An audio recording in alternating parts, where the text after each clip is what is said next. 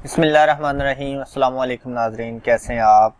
आज की इस वीडियो के अंदर मैं आपको ये एक पेपर पैटर्न बताने जा रहा हूँ। ये आपको नीचे डिस्क्रिप्शन से लिंक मिल जाएगा, वहाँ से आप डाउनलोड कर सकते हैं।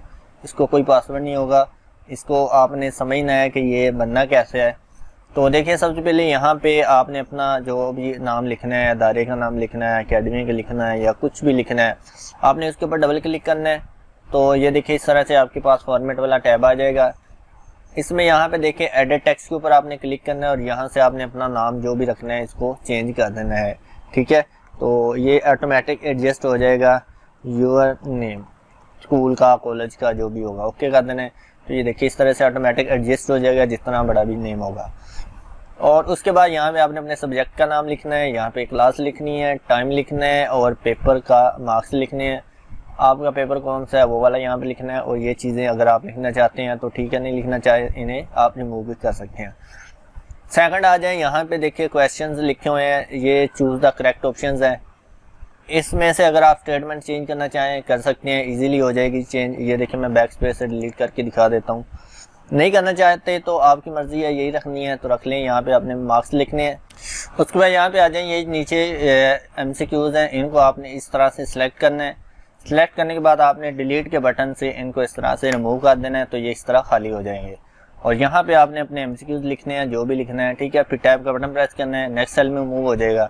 यहाँ पे आपने अपनी A ऑप्शन लिखनी है, फिर टैब का बटन प्रेस करना है, B ऑप्शन, C और D।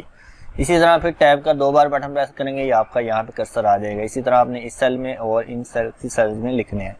अब फर्ज करें आपके MCQ 6 हैं, तो आप क्या करें, यहाँ से सिलेक्ट करें इस तरह और फिर ऊपर की जानब लेके जाएं, तो ये दोनों सेल्स आपके क्लिक हो जाएंगे, यानी कि सिलेक्ट हो जाएंगे। उसके बाद आपने डिलीट के लिए बैक स्पेस का बटन प्रेस करना है। बैक स्पेस से आपके पास इस तरह की ऑप्शन आएगी और ओके कर देना है, तो आपके सिर्फ 6 MCQs रह जाएंगे। अगर आप 6 से ज़्यादा MCQs का पेपर बनाना चाहते हैं, 10 MCQs का पेपर बनाना चाहते हैं, तो आखिरी सेल के ऊपर क्लिक करें, टैब का बटन प्रेस करें, तो ये देखिए आपके पास ऑटोमेटिक 7 नंबर का MCQs आ जाएगा। फिर टैब का बटन प्रेस करें तो 8 नंबर का आ जाएंगे। आपने टैब का बटन प्रेस करते जाना है, ये 9 और ये 10, ये इस तरह से आ जाएंगे। ठीक है, तो ये 10 MCQs का पेपर आपके पास इस तरह से आ गया। इसके बाद अगर आप यहाँ से क्वेश्चंस को चेंज करना है, आपने यहाँ से सिलेक्ट करना है इस तरह और सिर्फ यहाँ तक, ये 2 लफ्ज़ छोड़ देने हैं, सारे नहीं सिलेक्ट करने। डिलीट के बटन से आपने इनको रिमूव कर देना है।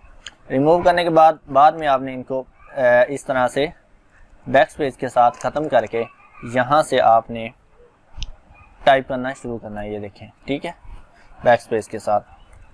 तो ये देखें, ये कुछ इस तरह से आप जब एंटर प्रेस करेंगे तो आपके पास कुछ इस तरह से ये क्वेश्चन जो है ना, वो इधर भी आते जाएंगे और इधर भी आते जाएंगे। तो ये इस तरह से आपने अपने क्वेश्चंस जो है वो लिख लेने हैं।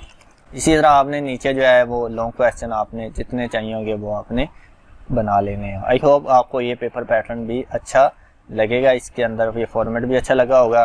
तो इसी के साथ वीडियो को लाइक करें, शेयर करें और कमेंट करना मत भूलें। और ये कैसे बनना है इसके जल्द वीडियो में आपके लिए लेके आ रहा हूँ।